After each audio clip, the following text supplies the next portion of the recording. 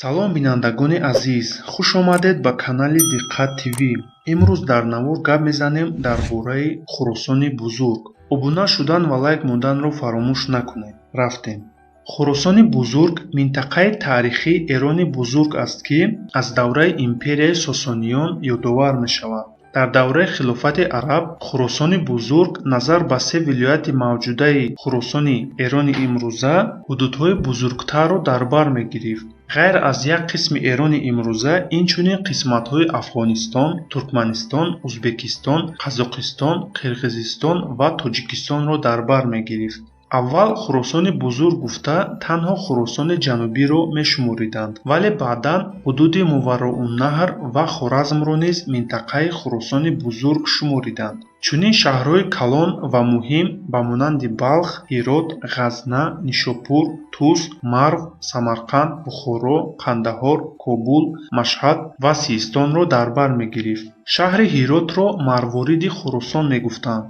дар ин минтақаҳо беш аз ҳама тоҷикон ва форсҳои шарқӣ зиндагӣ мекарданд ва аз ҳамин сабаб хуросонӣ гуфта тоҷиконро мешумуриданд.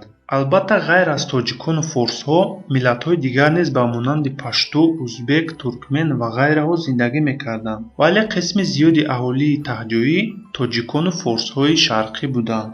калимаи Хуросон ин калимаи форсии қадима хвара ё ховар буда маънояш замини шарқӣ ё ин ки замине ки аз он ҷо офтоб мебарояд, яъне субҳ медамад аст.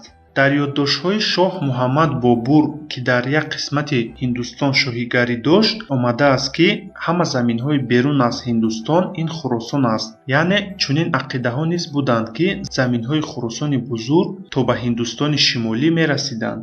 арабҳо низ заминҳои берун аз Арабистонро заминҳои аҷам мегуфтанд, яъне халқҳои эронинажоди ҳудуди Хуросони бузургро, аслан тоҷикону форсҳоро. Хуросони бузург дар давраи империяи Сомониён дубора тараққӣ кард. маҳз дар ҳамин давра мо шоҳиди ташаккули забони ягонаи тоҷикӣ, меъёрҳои сиёсӣ дар мисоли системаи идоракунии давлатӣ, меъмории хоси Осиёи Марказӣ, Хуросонӣ, меъёрҳои динӣ дар мисоли ташаккули бузургтарин тамоюли ислом, яъне мазҳаби ҳанафӣ, меъёрҳои фалсафӣ ва мафкуравӣ ва дигар афзалиятҳои иҷтимоиву фарҳангие, ки то имрӯз бартарӣ пайдо кардаанд. асарҳои нависандагони классики форсу тоҷик Абуабдуллои Рудакӣ, Абулқосим Фирдавсӣ, Умари Хайём, Абдураҳмони Ҷомӣ, Алишер Навоӣ ва бисёр дигарон, ки маҳз дар давраи Сомониён пайдо шуданд, гувоҳи он аст. ғайр аз Сомониён дар ин минтақа боз сулолаҳои тоҷикӣ ба монанди Тоҳириён ва Хуриён низ давлатҳои мустақили худро доштанд. яъне бубинед, ки дусе сулолаи тоҷикӣ дар вақташ чӣ гуна давлатҳои бузург доштанд, ҳам аз ҷиҳати масоҳат ва ҳам аз ҷиҳати қудрат. ва ҳозир халқи тоҷик чӣ давлати кӯчаке бо номи Тоҷикистон дорад.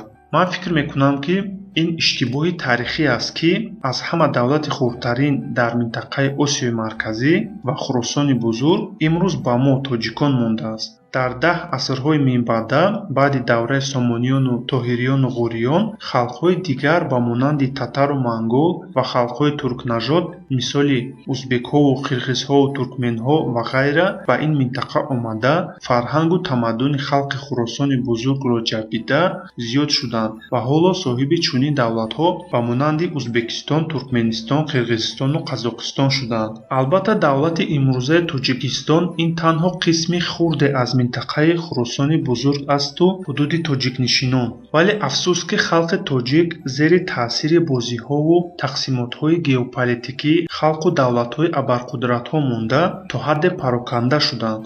агар абарқудратон заминҳоро аз рӯи аҳолии таҳҷоӣ, яъне дар мавриди мо аҳолии тоҷикнишин тақсимот мекарданд, ҳоло ғайр аз ҳудуди Тоҷикистони имрӯза боз Самарқанду Бухоро, Тирмиз, Сурхандарё, Водии Фарғона, қисми зиёди минтақаҳои Афғонистон, қисми шимолу шарқии Эрон, ҳама минтақаҳои тоҷикон ва Тоҷикистон мешуд. дар ин маврид аҳолии ин давлати Тоҷикистон 45 миллион нафар ва масоҳаташ 925 000 километри квадратӣ мебуд. албатта ин на ҳамаи ҳудуди хуросони бузурге ки дар қадим буд аст, вале беҳтар аз оне ки имрӯз дорем мешуд. Аммо ин ҳама орзуҳо ҳастанду халос. Дар амал кор дигар аст. Дар амал миллати тоҷик афсӯски пароканда аст ва аз тарафи миллатҳои пеш аз ҳама форс, пашту ва узбек ассимилятсия шуда истодаанду забону фарҳангашонро гум карда истодаанд. ин раванд метавонад ба нестшавии миллат оварда расонад. чӣ хеле ки халқи суғдиёну бухтариёни қадим бо забонашон оҳиста оҳиста нобуд шуданд ва барои пурра нобуд нашудани миллати тоҷик мо тоҷикон бояд ҳатман тифоқ шавем. тоҷикони тоҷикистону афғонистону ӯзбекистону эрон. умедворам ки мо ҳамчун ворисони рӯдакиву фирдавсӣ, хайёму саъдӣ, ибни синову ҷомӣ, ҳофизу алхоразмӣ, дақиқиву эмоми аъзам ва ғайра бузургон метавонем тифоқ шавему асари нав хуросони бузургро барқарор карда соҳиб шавем. бо ҳамин навор ба охир мерасад. ташаккур барои диққататон. фикру ақидаҳои худро оиди ин мавзӯъ дар комментарӣ нависед. ба канал обуна шавед, лайк монед ва тақсим кунед. қаблан ташаккур. хайр дар амони худо бошед.